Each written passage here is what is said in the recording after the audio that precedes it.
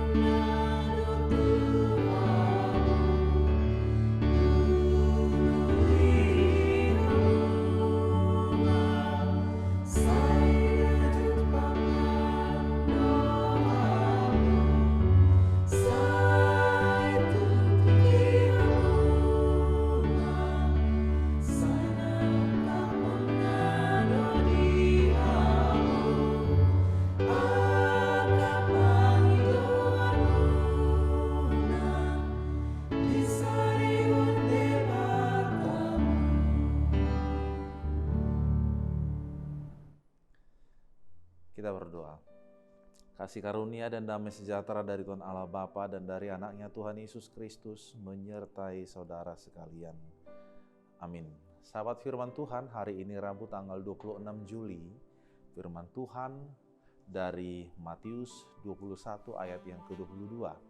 Demikian dikatakan, dan apa saja yang kamu minta dalam doa dengan penuh kepercayaan, kamu akan menerimanya. Sekali lagi, dan apa saja yang kamu minta dalam doa dengan penuh kepercayaan, kamu akan menerimanya. Demikian, dan adapun judul daripada renungan ini adalah meminta di dalam iman. Sahabat firman Tuhan yang terkasih, tentu hal meminta bukan lagi sesuatu hal yang baru bagi kita semuanya.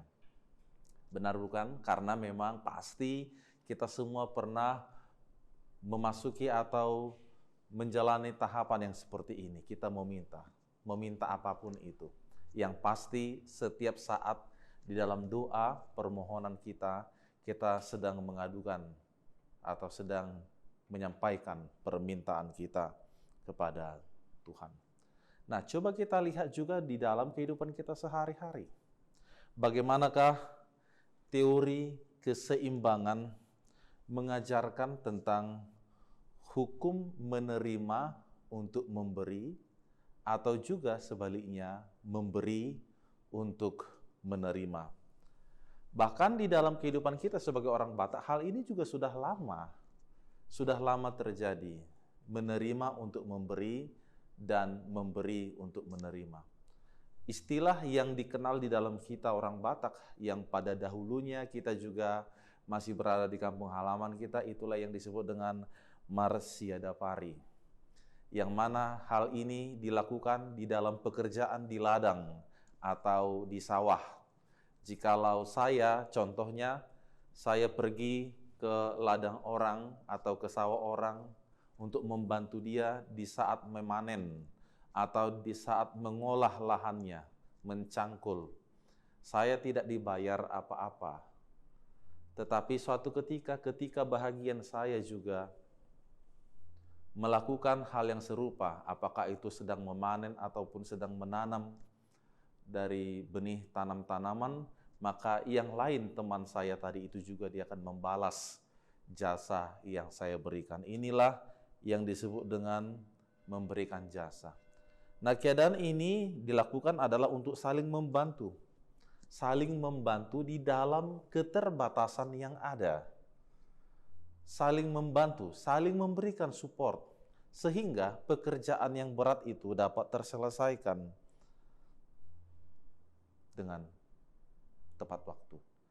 Nah, tetapi hukum ini sesuatu hal yang baik untuk dilakukan, yang mana jikalau kita mengharapkan partisipasi daripada orang lain. Tetapi bagaimanakah konsep ini di dalam kehidupan kita sehari-hari? Di dalam kehidupan kita sesungguhnya, di dalam kehidupan kita bertuhan, tentu hal ini mau kita lihat bagaimanakah pengajaran Tuhan Yesus tentang hal meminta itu.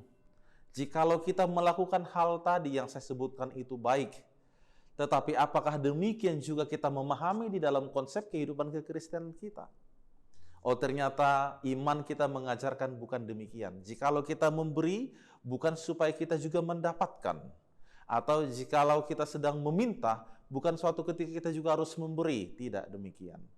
Karena kalau itu kita lakukan sama saja hukumnya dengan hukum duniawi atau hukum alam. Tetapi bagaimana iman kita yang mengajarkan kita agar untuk melakukan sesuatu hal yang baik sehingga hidup kita itu berbuah dan bermakna. Dan untuk kehidupan yang demikianlah, maka kita perlu meminta di dalam doa dan di dalam iman kepada Tuhan. Sehingga firman ini menjadi sebuah motivasi yang diberikan oleh Yesus bagi kita sekalian untuk mengatasi setiap kesulitan dan pergumulan yang ada, setiap persoalan yang ada.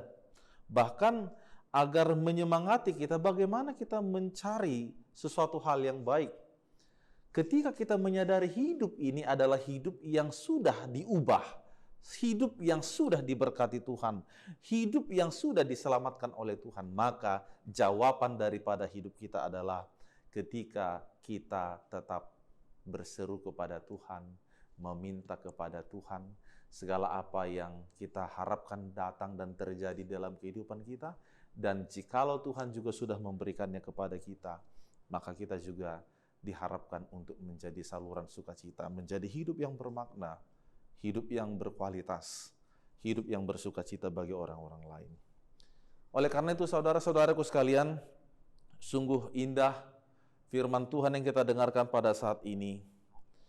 Karena itu, jikalau saat ini kita sudah terberkati, kita sudah mendapatkan hal yang baik, maka biarlah kita menyadari dan mengakui bahwa itu adalah jawaban daripada doa, jawaban daripada permohonan kita, dan jawaban daripada apa yang kita imani di dalam Tuhan kita Yesus Kristus. Dan bila mana sampai saat ini juga kita masih terus berjuang, masih terus meminta kepada Tuhan, biarlah kita tetap meminta di dalam ketaatan, di dalam kesetiaan kepadanya. Tidak ada hal yang dapat membatasi diri kita supaya kita tidak dapat meminta kepada Tuhan. Tidak ada hal yang dapat membatasi kita sehingga kita tidak diperkenankan meminta kepada Tuhan. Apapun itu. Baik di saat kita sedang sakit, di saat kita sedang berusaha, bekerja, melakukan aktivitas kita, di saat kita sedang bergumul, dan semuanya itu saat kita menyampaikannya kepada Tuhan, terlebih-lebih dikatakan di dalam doa, dengan penuh kepercayaan, maka kamu akan menerimanya. Saudaraku sekalian, percayalah dengan apa yang kita imani. Percayalah dengan apa yang kita minta. Percayalah tangan Tuhan yang penuh kuasa itu sanggup menjamah hidupmu, sanggup menjamah bahagian daripada tubuhmu yang sedang sakit itu, sanggup memberikan pertolongan kepada kita sekalian. Sungguh indah hidup bersama dengan Tuhan, dan biarlah permohonan kita lewat doa dan hati kita dan seluruh hidup kita diraih di dalam tangan pengasihan Tuhan, sumber kekuatan dan keselamatanmu. Percayalah, Tuhan baik, Tuhan setia bagi kita orang-orang yang percaya kepadanya. Amin, kita berdoa. Ya Tuhan Allah Bapa kami yang di surga, syukur kepadamu atas hari yang baru, atas berkat yang Tuhan sampaikan kepada kami, sehingga kami pada kesempatan ini bersuka cita karena Tuhan. Kembali Engkau mengajar kami agar tidak putus asa dalam kehidupan ini.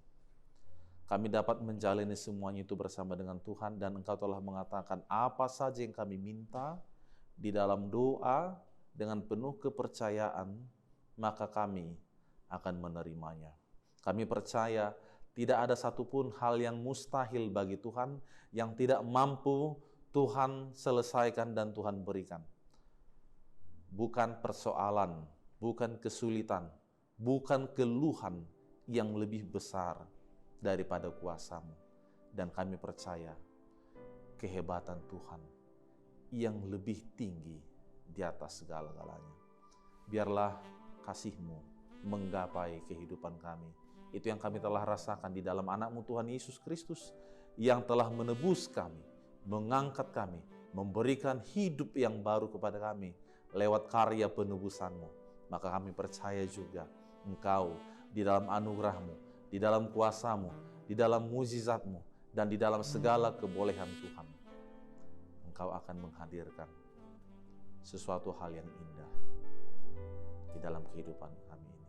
Berkatilah seluruh saudara-saudara kami ini. Biarlah mereka tetap beriman teguh kepada Tuhan. Mampukan mereka di saat mereka lemah, di saat mereka bergumul. Engkau Bapa yang hadir menyelamatkan mereka. Terpujilah nama-Mu di dalam nama Yesus. Kami berdoa.